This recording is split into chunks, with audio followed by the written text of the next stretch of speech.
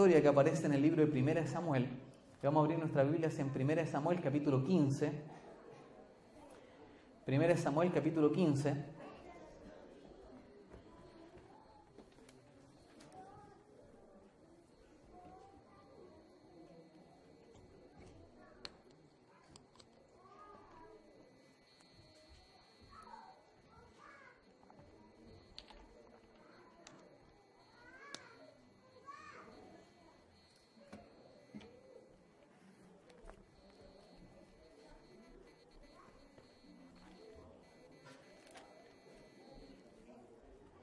Muy bien, el libro de 1 Samuel capítulo 15 tiene un mensaje que es muy interesante para nosotros. El día de hoy nosotros vamos a hablar sobre la relativización cristiana. Y dice el título: Saúl desobedece y es desechado. Versículo 1, leamos atentamente. Después Samuel dijo a Saúl: Jehová me envió para que te ungiese por rey sobre su pueblo Israel. Ahora pues, está atento a las palabras de Jehová. ¿Qué fue lo que pasó acá? Va el profeta Samuel donde Saúl. ¿Quién era Saúl? Saúl era el rey que Dios había escogido, ¿cierto? Y le dice: Jehová me envió para que te ungiese como rey. La pregunta es, ¿tenía Dios un plan para Saúl? ¿Tenía Dios un plan para la vida de Saúl? Claramente Dios tenía un plan para la vida de Saúl. Y Dios tiene un plan para cada uno de nosotros. Sí, para ti Dios tiene un plan. Y probablemente tú en este momento estás escuchando y dices: pero ¿cómo Dios va a tener un plan para mí? Si yo cuando me pongo a rebobinar un poco la cinta y empiezo a entender mi vida, cómo ha sido, yo no veo felicidad. Yo no veo que haya un Dios que tenga un plan para mi vida. ¿Por qué? Porque estoy sufriendo y en este momento precisamente estoy sufriendo y esta semana voy a volver a sufrir. ¿Qué Dios es este que tiene un plan en medio del sufrimiento? Yo te digo que Dios tiene un plan para tu vida. Dios quiere que tú seas feliz, pero muchas veces nosotros nos oponemos al plan de Dios por un error que es fatal para el cristiano. Y hoy día vamos a hablar un poco de este error. ¿Por qué lo vamos a hablar? Porque yo quisiera que todos nosotros pudiéramos cumplir el plan de Dios en nuestra vida. Que todos nosotros pudiéramos tener la tranquilidad y la seguridad de que el plan de Dios en mi vida se cumplió. Y el plan de Dios es que tú también seas feliz. El plan de Dios es que tú experimentes gozo. Porque Dios no es un Dios masoquista, no es un Dios que quiere que sus hijos sufran. Pero para este plan, para que este plan se cumpla en mi vida, yo debo tener cuidado de cometer un error. Y este error lo vamos a estudiar a través de la experiencia de Saúl. Y vamos a leer el versículo 2. Y el versículo 2 nos dice: Así ha dicho Jehová de los ejércitos: yo castigaré lo que hizo Amalec a Israel, al oponérsele en el camino cuando subía de Egipto. Ve pues y hiere a Amalec y destruye todo lo que tiene, y no te apiades de él. Mata a hombres, mujeres, niños y aún los de pecho, vacas, ovejas, camellos y asnos. Muy bien, ¿quién era Amalec? ¿Recuerdan ustedes una batalla que hubo en el pueblo de Israel, cuando el pueblo de Israel iba por el desierto y que Moisés tuvo que levantar sus manos y cada vez que Moisés bajaba las manos el pueblo perdía? Muy bien, el pueblo de Israel iba con ¿cuál era el propósito cuando Dios saca al pueblo de Israel de Egipto? Que este pueblo tiene que adorarme, déjenlo adorar a Dios. Es lo que Moisés le dice: deja que este pueblo vaya a adorar a Dios al desierto. El pueblo de Egipto, cierto, el imperio egipcio se opuso y recibieron las consecuencias de este Dios que ama a su pueblo. Pero cuando iban a adorar a su Dios, se viene otro pueblo y sin que Israel los buscara, viene a darles batalla, viene a atacarlos. Y ese pueblo era el pueblo de Amalec. Y cuando uno lee Éxodo 17, y vamos a leer nuestra Biblia en Éxodo capítulo 17,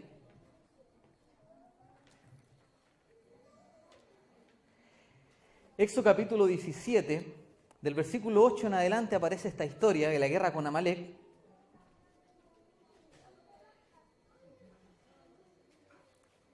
Hasta del versículo 8 al versículo 13 vemos todo el momento en el que Moisés levantaba sus manos, en el que lo sentaron, los sostenían sus manos porque cada vez que las manos de Moisés bajaban, el pueblo de Israel perdía. Y versículo 13 dice que al final Josué, cierto, que era como el líder del ejército de Israel, venció, cierto, a Amalec. Y el versículo 14 preste mucha atención. Y Jehová dijo a Moisés, y fíjense que esto lo escribe El Éxodo, ¿quién escribe Éxodo? Moisés. El libro que estamos leyendo nosotros es Samuel, que no lo escribe Moisés. ¿Ya? Dice así: escribe esto para memoria en un libro, le dice. Y di a Josué que raeré, es decir, que sacaré, ¿cierto? Raeré de toda la memoria de Amalek. Y dile a Josué que raeré del todo la memoria de Amalek, de debajo del cielo. Moisés edificó un altar y llamó su nombre Jehová Nisi. Y dijo: por cuanto la mano de Amalek se levantó contra el trono de Jehová, Jehová tendrá guerra con Amalek de generación en generación. Pero el versículo 14 decía que raeré toda la memoria de Amalek. Yo les pregunto a ustedes, ¿existe el pueblo de Amalek hoy en día? No existe. ¿Por qué? Porque hubo un momento en la historia en el cual Dios dijo: aquí vamos a cumplir con lo que dijimos. Ellos se metieron con este Dios, probablemente sin que Dios los llamara a la batalla, ellos vinieron y por lo tanto Dios los iba a exterminar. Y por eso que en Samuel nosotros encontramos el capítulo 15, cuando Dios decide ir a cobrar cuentas, ir a destruir a Amalek. ¿Y qué pasa? La orden era: destruye todo lo que Amalek tiene. ¿Estaba clara la orden? Clarísima. Saúl, el rey, versículo 4, y aquí la historia se pone interesante, dice: Saúl pues convocó al pueblo y les pasó revista en Telaim 200.000 de a pie y 10.000 hombres de Judá. Y viniendo Saúl a la ciudad de Amalek, puso emboscada en la calle. Y dijo Saúl a los ceneos, estaban los ceneos también juntos, ¿cierto? Que era otro pueblo, le dice: idos, apartaos y salid de entre los de Amalek, para que no os destruya juntamente con ellos, porque vosotros mostrasteis misericordia a todos los hijos de Israel cuando subían de Egipto, y se apartaron los ceneos de entre los hijos de Amalek. Entonces Saúl derrotó a los de Amalek, a los amalecitas, desde Ávila hasta llegar a Chur, que está al oriente de Egipto. Pero ¿qué pasó? Y el versículo 8, hermano, empieza a pasar algo. Pero tomó vivo ¿a quién? A Agag, rey de Amalek. Pero a todo el pueblo mató a filo de espada. Y Saúl y el pueblo perdonaron a Agag. ¿Y a qué más? Y a lo mejor de las ovejas y del ganado mayor de los animales engordados, de los carneros y de todo lo bueno, y no lo quisieron destruir, mas todo lo que era vil y despreciable destruyeron. La pregunta es: ¿cuál era la orden? Destruirlo todo. Y la orden incluso decía todo el ganado, todo. Es decir, no debían dejar con vida nada. Debían destruir, porque Jehová había dicho: raeré de la tierra, ¿cierto?, a ellos. ¿Ya? El verbo raer significa demoler, es como, ese verbo se ocupa cuando Dios hace la promesa de que de la descendencia de la mujer, se ocupa el mismo verbo en hebreo, iba a pisotear la cabeza, ¿cierto?, de la serpiente, ¿no? De esto tú la morderás, ¿cierto?, en el talón, pero ella te va a pisotear. Este mismo verbo se ocupa, ¿ya? Dios tenía que raer de la tierra. Y en otro texto más se ocupa en la Biblia cuando Dios dice, ¿cierto?, que aquellos que hablan contra él, ¿cierto?, su nombre va a ser sacado del libro de la vida. Raer significa eliminar por completo. ¿Qué es lo que sucede acá? La orden era clara. La orden era que debía eliminar todo el ganado. ¿Y qué fue lo que pasó con Saúl? ¿Y cuál fue el problema de Saúl, mis hermanos? Fue que Saúl empezó a interpretar lo que Dios había dicho. ¿Tiene usted la capacidad de interpretar lo que Dios dice? No. ¿Tenemos nosotros la capacidad de decir lo que es bueno, lo que es malo? No. ¿Usted tiene la capacidad de escoger hacer lo bueno o escoger hacer lo malo? Pero usted no tiene la capacidad de llamarle bueno a lo malo y de llamarle malo a lo bueno. Esa es una capacidad que es solamente de Dios. Por lo tanto, nosotros sabemos lo que es correcto. En mi decisión obedecer o no obedecer. Pero ¿cuál era el problema de Saúl? Que Saúl no solamente decidía hacer lo incorrecto, sino que Saúl a lo incorrecto le llamaba correcto. Saúl relativizó las órdenes de Dios. ¿Y qué significa relativizar? Probablemente esta palabra para algunos sea un poco nueva. Relativizar significa darle una importancia menor a un hecho especial. Yo creo que acá todos, ¿cierto?, conocemos a los papitos, ¿cierto? Y como papitos muchas veces nosotros defendemos, ¿cierto?, a nuestros hijos, ¿ya? Es algo que tenemos en nuestro ADN, por lo tanto usted nunca va a ver un padre que hable mal de su hijo. Todos los padres, ¿cierto?, defendemos a nuestro hijo. Pero cuando uno conversa con un papito y habla de otro niño, el papá dice, oye, pero es que ese otro niño es peleador, ese otro niño le gusta hacer esto otro en contra de mi hijo.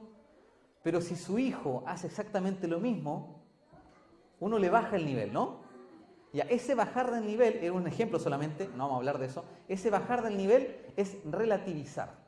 ¿Ya se entiende la palabra relativizar? Relativizar significa exactamente lo mismo, pero si lo hace otra persona, es terrible. Pero como lo hago yo, no, es que es entendible, porque la verdad es que tuve una mala semana, pasó esto, esto. ¿Se dan cuenta? Eso es el verbo relativizar. Ya significa darle a algo una importancia menor, acomodarle la importancia. El pecado de Saúl fue que relativizó la orden de Dios, es decir, le quitó importancia. La orden era clara, destruye todo, pero él dijo, no. Él pensó, ya, él cambió, él interpretó la cosa de otra forma. Y nosotros muchas veces como cristianos caemos también en este error. Y vamos a ver lo que pasa más adelante. Continuamos la lectura.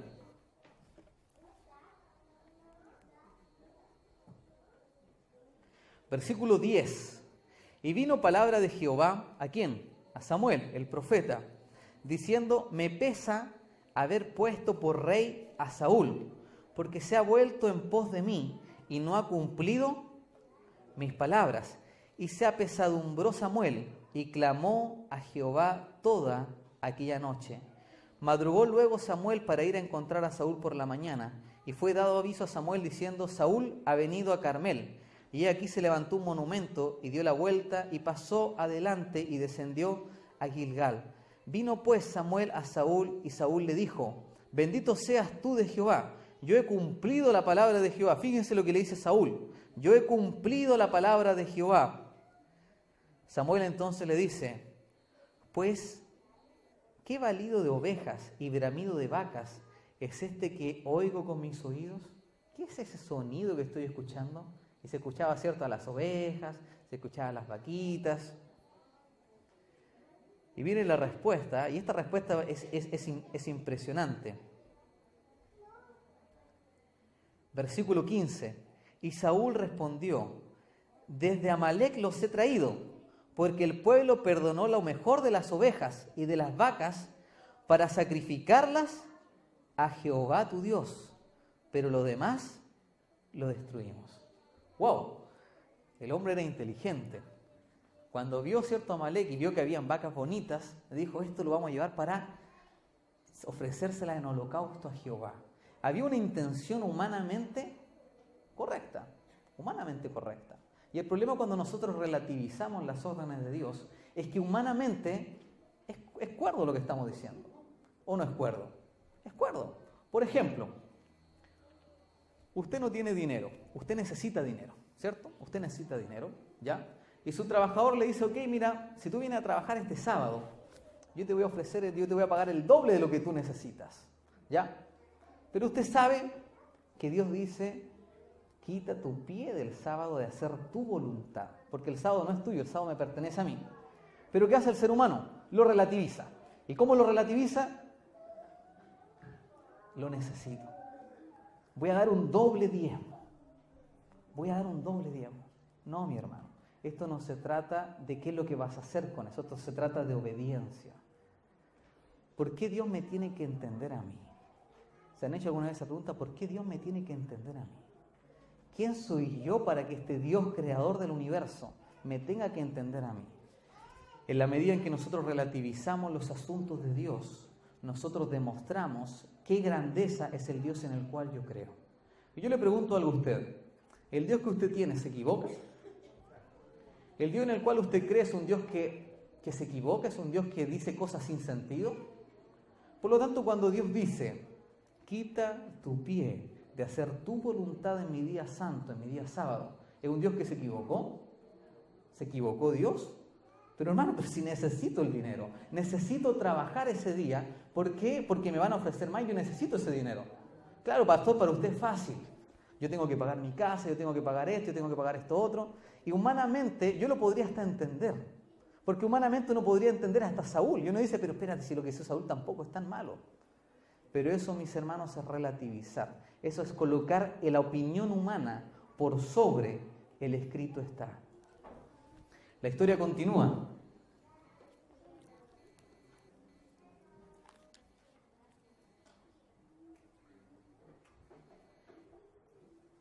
Versículo 15 lo vamos a repetir. Y Saúl respondió: de Amalec los he traído, porque el pueblo perdonó lo mejor de las ovejas y de las vacas, para sacrificarlas a Jehová tu Dios.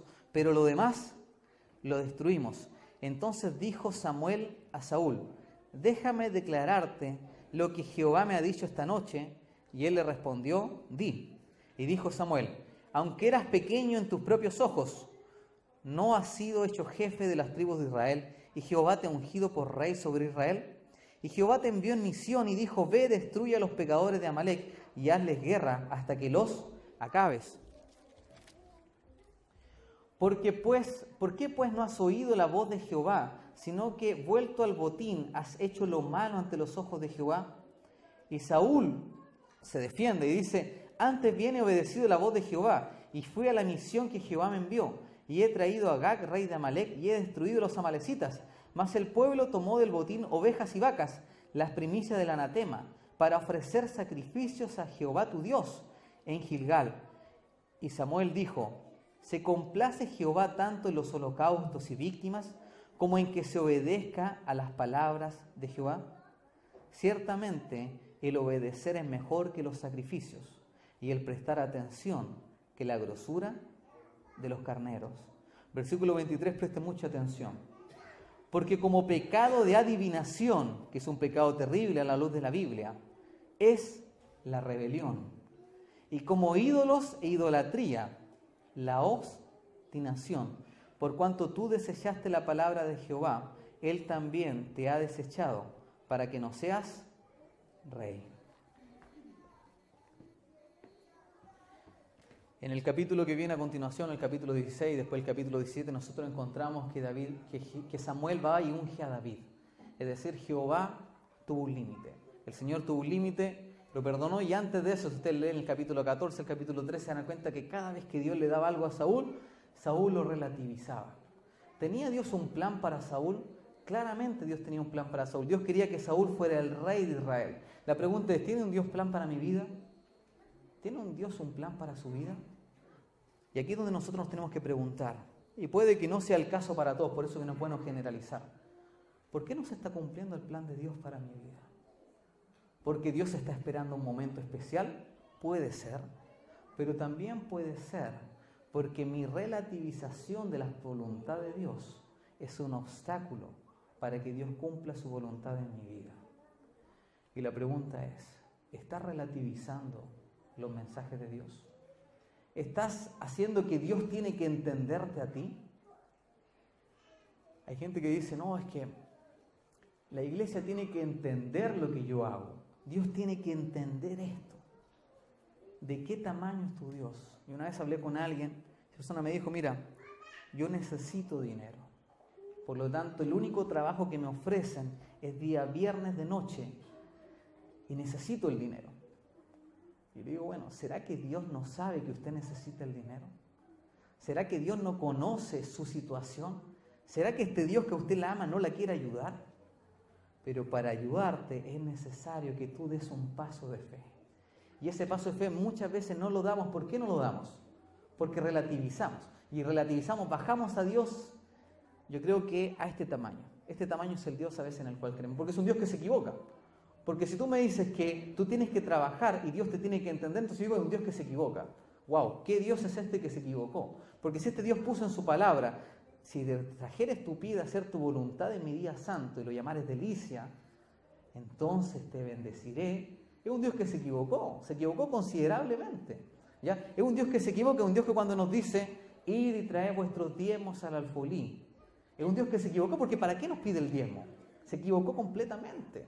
Yo no voy a dar mi diezmo. Yo prefiero dar mi diezmo a las personas que lo necesitan. Yo he escuchado muchas personas que han dicho eso. Así como Samuel dijo: yo voy a tomar estas ovejas, ¿para qué las vamos a destruir?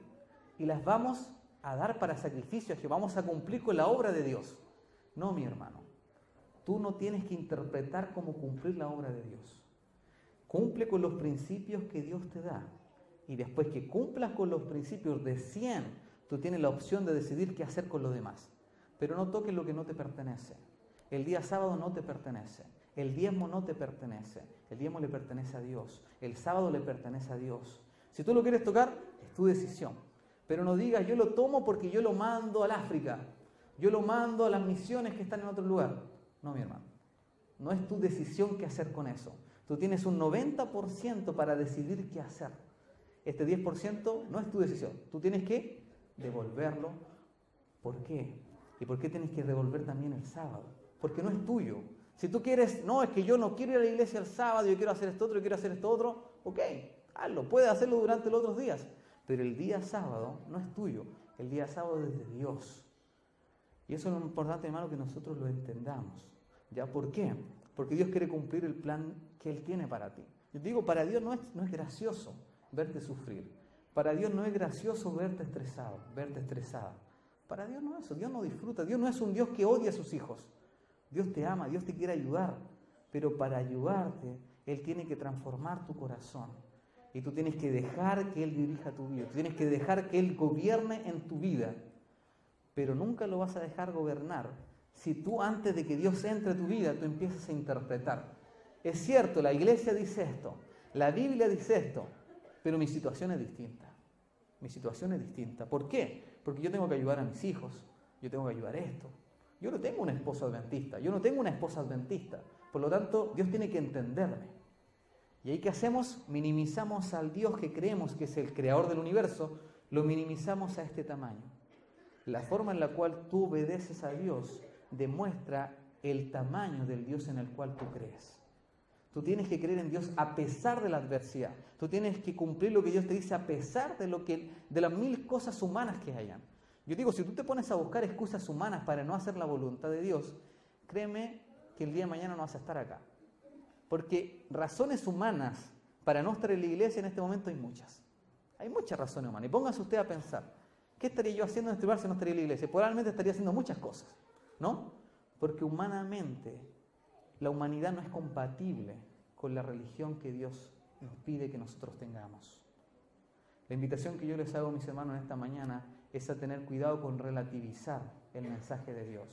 Si Dios te dice, este es el estilo de vida que yo quiero que tú lleves, llevemos ese estilo de vida. Ahora, tú tomas la decisión, o lo llevas o no lo llevas. ¿Me entiendes? Tú tomas la decisión. Y tú eres libre de tomar la decisión. Pero ¿cuál es el problema? El problema es cuando yo decido no llevar el estilo de vida que Dios me da y no lo llevo. Por lo tanto, ¿qué es lo que debería hacer? Ir y pedirle disculpas, Señor, perdóname por esto, pero ni siquiera lo hago. ¿Por qué relativizo? Porque digo, no, yo no tengo por qué pedir perdón. Dios me dio esta vida. Dios me dio esta vida de sufrimiento. Si Dios no quiere que yo trabaje los sábados, bueno, entonces que me dé un trabajo durante la semana. Que Dios me dé todo el dinero del mundo. ¿Por qué? Si yo tuviera dinero, yo sería obediente a Dios. Yo no, de verdad, pastor, que si yo tuviera mucho dinero, yo no trabajaría el sábado. Que si yo tuviera mucho dinero, yo devolvería mi tiempo porque con el 90% que me queda es suficiente. No, mis hermanos. Cuando tú empieces a obedecer a Dios, tú vas a ver cómo este Dios va a ir actuando en tu vida. Dios quiere cumplir un plan maravilloso para tu vida, pero se va a cumplir en la medida en la cual tú permitas que Dios vaya obrando. ¿Qué pasó con David? David fue escogido como rey. Y vamos a hablar como rey de David, vamos a hablar lo que pasó con Saúl. Saúl, después de esto, empezó su vida en una declinación. Saúl llegó al punto de ir a consultar por una divina, de ir a consultar a los muertos. A ese punto llegó Saúl. Un hombre que había sido escogido por Dios para libertar a su pueblo, llegó al punto de ir a donde un adivino a consultar a los muertos. La vida de Saúl es terrible. Desde ahí es terrible. Pero uno dice, ¿cuál fue el problema de Saúl? ¿Fue el problema que Saúl era pecador? No, David también era pecador. Pero cuando tú eres pecador, tú vas ante este Dios que perdona y le pides perdón. El problema de la relativización es que tú ya ni siquiera pides perdón. Porque al final tú dices, bueno, yo llevo mi vida así y es así como la quiero llevar y Dios me tiene que entender. Usted, hermano de iglesia, me tienen que entender a mí. Y ese es el problema del relativismo. Que el relativismo minimiza lo que Dios hace. Y es uno de los problemas de la sociedad en que vivimos, una sociedad posmoderna, donde el lema es la verdad es relativa. Tu verdad es tu verdad. Mi verdad es mi verdad. No, mi hermano. Hay una verdad que es absoluta y esa verdad está en la palabra de Dios. Si la palabra de Dios lo dice, es porque así es. Este Dios que sostiene los mundos, dime, ¿tiene Dios la capacidad de sacarte de las deudas en las que estás tú? ¿Tiene Dios esa capacidad? ¿Tiene Dios la capacidad de sanarte de esta adicción que tú tienes? ¿Tiene Dios la capacidad de sanarte la enfermedad que tú tienes? ¿Tiene Dios la capacidad de restaurar tu familia? Claramente Dios tiene esa capacidad. Pero el plan de Dios para tu vida se va a cumplir en la medida en la cual tú dejes que Dios sea Dios. No estoy diciendo que tú tienes que dejar de pecar. No, porque relativismo y pecado no es lo mismo. Porque fíjense lo que pasa con David. David fue ungido rey, David venció a Goliat y David empezó a ir conforme al corazón de Dios. Y aquí dice Hechos 13, David era un hombre conforme al corazón de Dios. Pero ¿qué pasó con David? Se enamoró de la mujer incorrecta. Mandó a matar al esposo de la mujer. Hizo un pecado tremendo. Pero ¿qué pasa? Yo no veo a David diciendo, bueno, lo hice porque, bueno, yo soy rey y tengo mis necesidades. No, David se arrepintió. Por eso le digo a mis hermanos que hay una diferencia muy grande entre el pecado de una persona y el pecado de otra persona. Porque uno está relativizando el plan de Dios y el otro entiende que está mal. Y entiende que está mal, le pide perdón a Dios y le pide ayuda y Dios restaura. Y Dios te quiere restaurar. Pero cuando tú estás parado en la posición del relativismo, tú ya ni siquiera pides perdón. Tú ya no necesitas participar en la iglesia. Tú ya ni siquiera necesitas ir a la iglesia. Porque ¿para qué ir a la iglesia si yo no necesito ir a la iglesia? En la iglesia va la gente a sentarse solamente. Yo no necesito ir a la iglesia. Yo necesito estar en otro lugar. Y empezamos a relativizar los planes de Dios. Dios quiere cumplir su plan en tu vida. Y esto no quiere decir, lo vuelvo a repetir, no estoy hablando de perfeccionismo, no estoy diciendo que tú tienes que dejar el pecado para que Dios cumpla el plan. No, Dios va a cumplir el plan en tu vida en la medida en que tú se lo permitas. Si has pecado, arrepiéntete, ve donde esté Dios, que perdona y que restaura. Pero no llegues al punto de decir, Dios me tiene que entender a mí. He pecado, pero Dios me tiene que entender a mí. No, mi hermano. Dios te hace una invitación a que tú puedas amar. Si tú no quieres amar a tus enemigos, ok, es tu decisión. Pero no vengas a decir, Dios me tiene que entender por qué yo no amo a mis enemigos.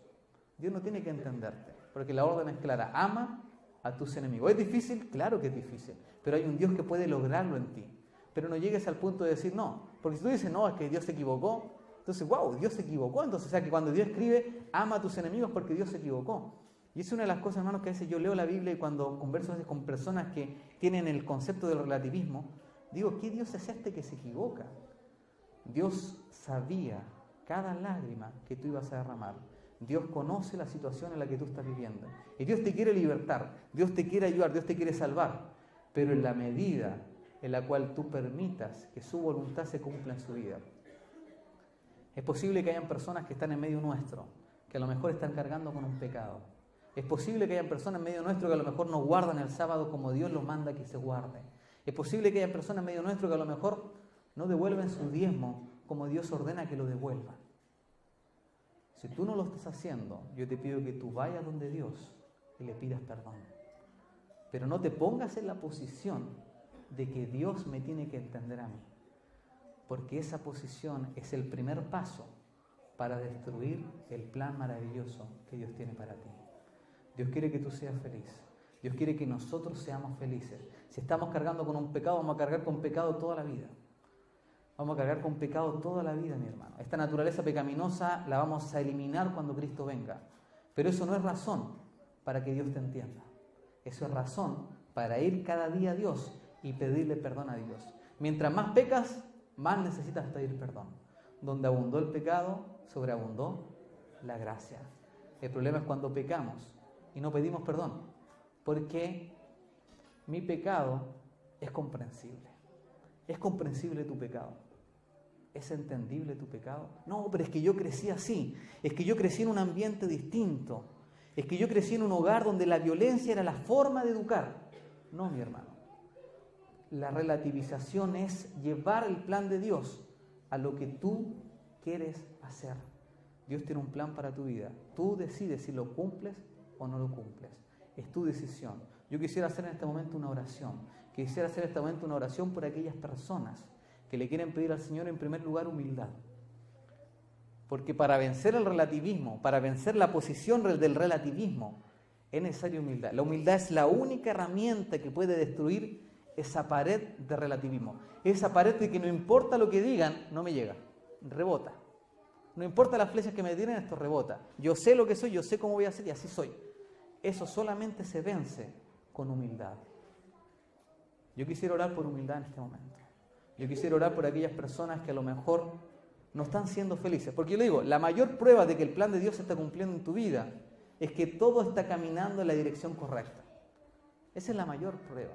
Pero cuando las cosas no están caminando en la dirección correcta y tú estás sufriendo, está pasando esto, es porque aún hay algo que no se está cumpliendo. ¿Quieres que se cumpla eso? Yo quiero pedir una oración a Dios. Yo quiero que en este momento le pidamos a Dios humildad para restaurar nuestras emociones que han sido dañadas por este mundo, para restaurar nuestra percepción de la realidad, para quitar el concepto de relativismo, que yo interpreto la Biblia, yo interpreto lo que la iglesia dice como yo quiero. Yo acomodo la iglesia a mi forma de ser. Eso solamente se vence con oración, eso solamente se vence con humildad. Yo quisiera hacer una oración por aquellas personas que quieran pedirle a Dios, Señor, ayúdame a vencer este relativismo. Ayúdame a vencer, Señor, esta capacidad que tiene mi cerebro de interpretar las cosas y acomodarlas a mi vida. Porque yo las acomodo. Y hay gente que me ha dicho a mí, pero pastor, ¿acaso Dios no quiere que nos relacionemos? ¿Dios no quiere que yo comparta con mi familia? Sí, Dios quiere que tú compartas con tu familia. Pero hay formas de relacionarte con las personas que están afuera. Y hay formas de relacionarte de manera incorrecta. No eres tú quien decide qué es correcto, qué es incorrecto. Hay personas que trabajan en sábado, nuevamente lo mismo. No eres tú quien decide, porque Dios no se equivocó. Cuando Dios te dio los 6 días, no se equivocó. Cuando Dios dio el sábado, Dios en su mente vio hasta el infinito y vio que era la mejor bendición para el ser humano guardar la voluntad de Dios. ¿Te has preguntado por qué no eres feliz? ¿Te has preguntado por qué no se cumple la voluntad de Dios? Yo quiero que le pidamos a Dios que Dios te ayude a vencer ese problema que tú tienes. Que Dios te ayude a restaurar la salud de tu familia, a restaurar la salud de tus hijos, a restaurar la salud de tus padres. Pero también quiero pedirle a Dios, si es que hay un concepto de relativismo que está oponiéndose, así como Amalek se opuso a los planes de Dios, que Dios nos ayude a vencerlo, que Dios nos ayude a extirpar ese pensamiento dañino. Y que volvamos a ser lo que somos, mis hermanos. Somos pecadores que necesitan arrepentimiento. No somos pecadores que Dios nos entiende. Yo quisiera hacer una oración. ¿Cuántos están dispuestos a hacer esta oración junto conmigo? Los quiero invitar a que se pongan en pie. Vamos a hacer una oración para que Dios pueda restaurar nuestra vida.